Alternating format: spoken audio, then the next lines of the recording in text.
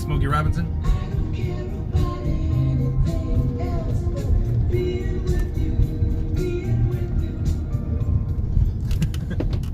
Hello friends, welcome back to Aaron's Anxiety. I am your host Aaron, your personal guide through anxiety. How's life, everybody? How's things going? How's your symptoms, side effects, things like that going? How is your journey progressing? I love to hear from you guys, so please put your stories down below. I love talking with you guys. I love hearing what you guys have to say. Also, I do want to say that if you guys do start your own YouTube channel, which I always promote that you should start your own YouTube channel, just for not only helping other people, but for your own progress as well. I use my videos, I can go back, up to a year now and see, hey, this is how I was, 3 months into Lexapro, or, you know what I mean, or how was I doing back here with Zoloft, and I can recap how I was doing and how things were progressing as I was updating you guys. I'm also able to update myself later for my own information. So I would say, if you want to start your own anxiety channel, that's awesome. It's going to be kind of therapeutic for you as well. You don't have to always give out advice. You can give out the advice that you may or may not know. You know what I mean? Don't give out advice you don't know, but give out the advice that you think is beneficial, that has worked for you. Don't just go read a bunch of stuff and just spew it back out. That's not great. All the advice that I give are things that I personally have done, tried, and worked for me. And I've also tell you guys about the things that haven't worked for me. So please, for your own better, start a YouTube channel. Start with your backstory.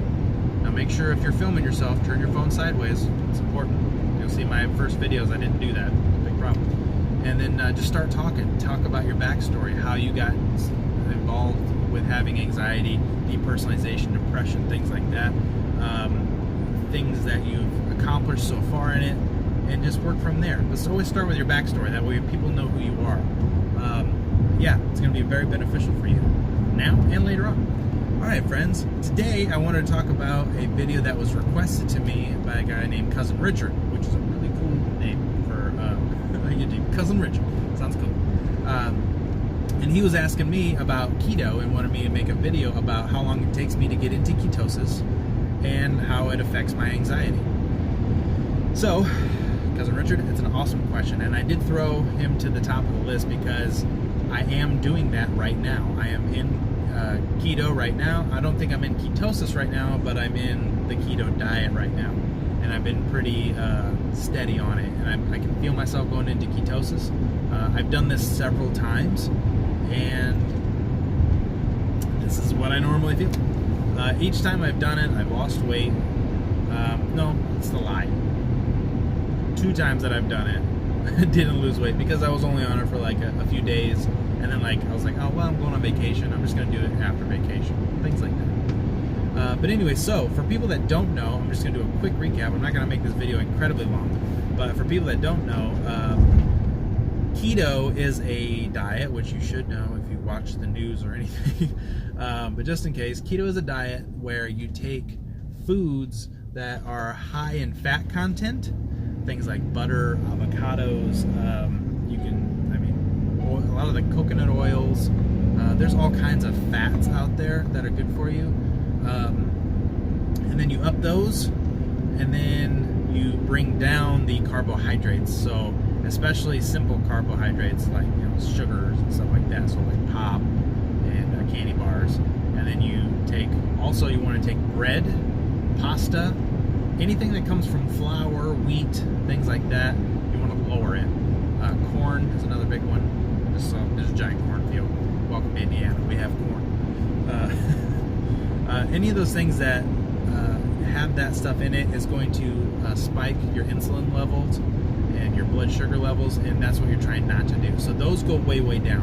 And so in order to be in ketosis, it's a process that usually takes me, to answer Cousin Richard's question, it usually takes me about 7-ish to 10 days, give or take. So I think I'm right now on day 6 or 7, and I'm right in there, but I'm also feeling a little lethargic. I feel a little achy, my head's a little sore, I'll get a little headache. thirsty, things like that. Those are some of the things that I feel when I'm going into ketosis.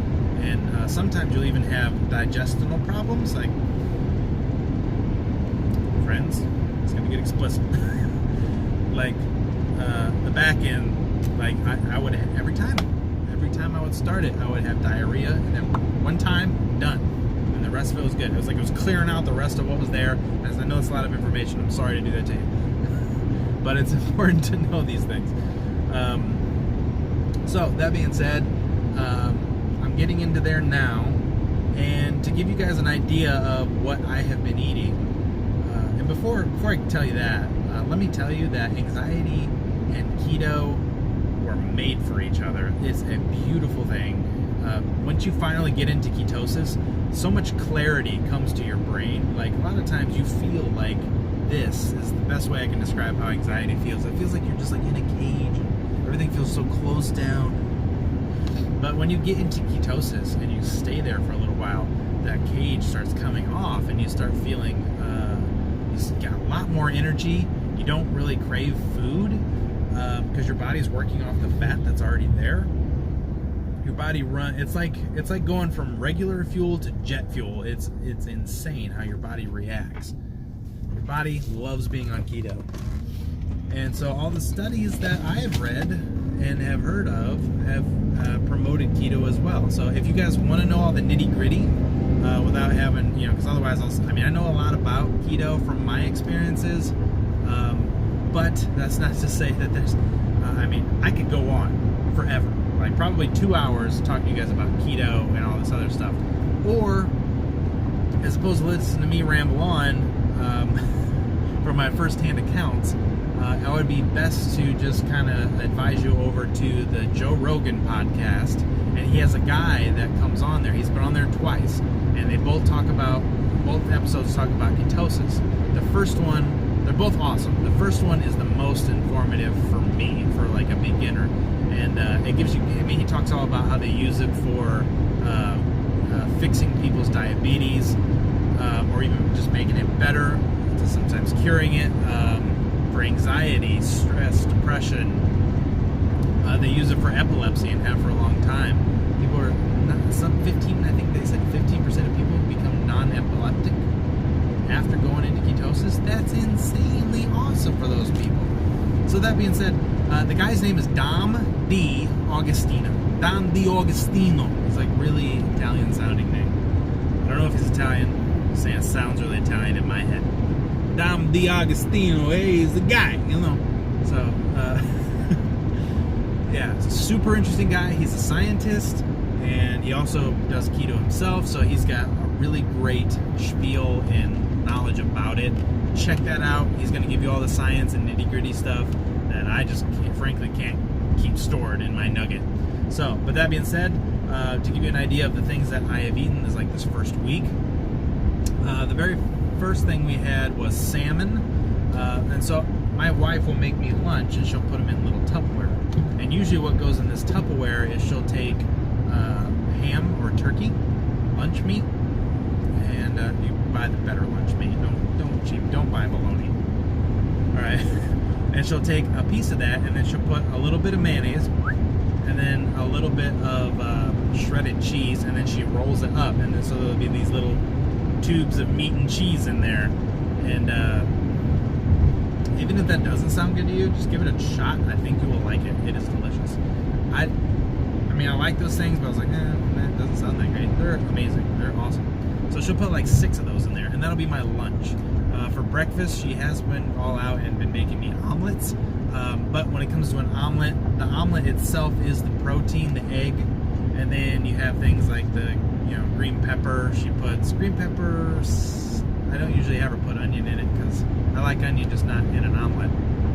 And then she'll put cheese. Obviously, you can go butt wild with cheese. And then what else? Mushrooms. She puts mushrooms in there if you like mushrooms. You can put meat in there, obviously, but you want to keep the ratios. What is it? You want to keep 20 grams of carbohydrates and fewer. You don't want to go over 20 grams of carbohydrates when you're doing this diet. Otherwise, that could knock you out of ketosis. Everybody's a little different, but that's like the safe zone. My wife is breastfeeding, and so she is at 50. They doubled it for her because she's making milk and blah blah blah blah blah. So that being said, I think women may be a little different. I think just in general they may need a little bit more. I'm not positive on that though, so Google that before you just go right into that. But for men, it's 25 and below. Some people say 20, some people say 25. It doesn't matter. Right in that range and below. So you want to keep your protein actually kind of low as well. If you're not into figuring out how much protein's in something, how much fat's in something, I mean, it's all, everything in moderation, including moderation. So just don't have a big giant steak. Just go with a regular steak like that. Like that's 20%, and then have a salad with avocado on it. You know what I mean? Or cook the steak in oil, like whatever. If you don't feel like doing all that, you can also do it how I've done it before, which has worked for me, and that's called lazy keto. Aaron was a lazy keto guy several times. This time I'm not doing lazy keto. I've done it both ways. Both ways work. Regular keto works faster and is a little healthier for you, I think in the long term. But lazy keto is much easier. So with lazy keto, you can still drink diet pop. Don't drink regular pop, just no sugar pop. Coke Zero's fine. See, like on this diet, on this more strict keto, I'm not doing that because I don't want anything to affect my blood sugar level. And so yeah, and there's a lot of nasty stuff that goes into the caramelization to give you the color of Coke or those Dr. Peppers. Like there's an ingredient in it that's not very good for you in that colorization.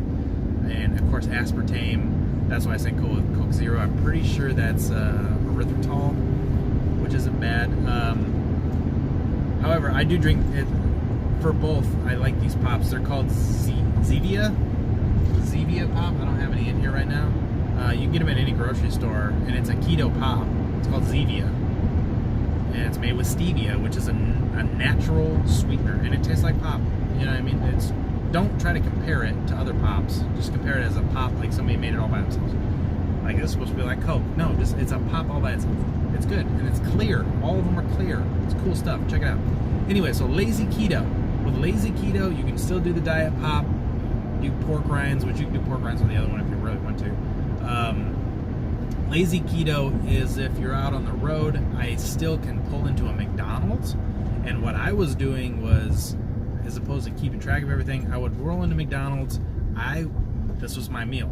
I would order a double quarter pounder, and then I would take the buns off of both sides, and then try to smear off the ketchup, or just tell them not to put ketchup on it.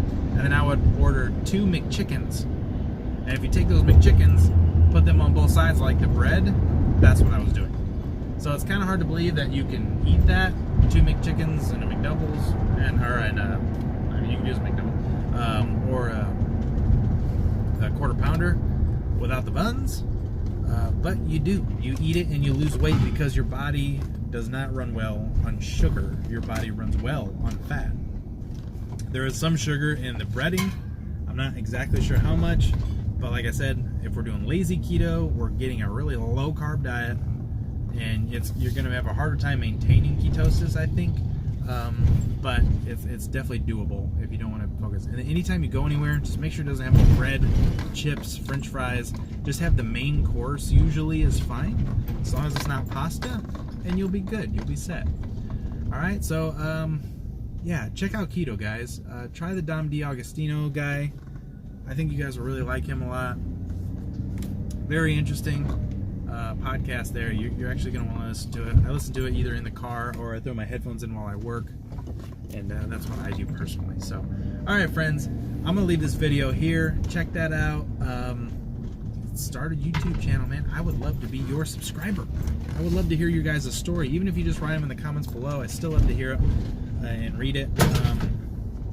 If you guys have any questions for me, don't hesitate to put them in the comments below. I would love to answer and be as helpful as I can. Sometimes, because I have quite a few videos now, and I get comments on a lot of them, I try to keep up as best I can. Don't hate me if I, don't comment. I'm trying. I usually get to them all. I'm pretty good at it. I try really hard to be really good at it. So, all right, friends. Until next time. It's the Orleans. Until next time, friends. Do your thing. Whatever you have to do to get this anxiety off you is what you have to do. And keto will definitely help. All right, friends. Until next time, I'm Aaron. You're awesome. And I'll see you in the next video.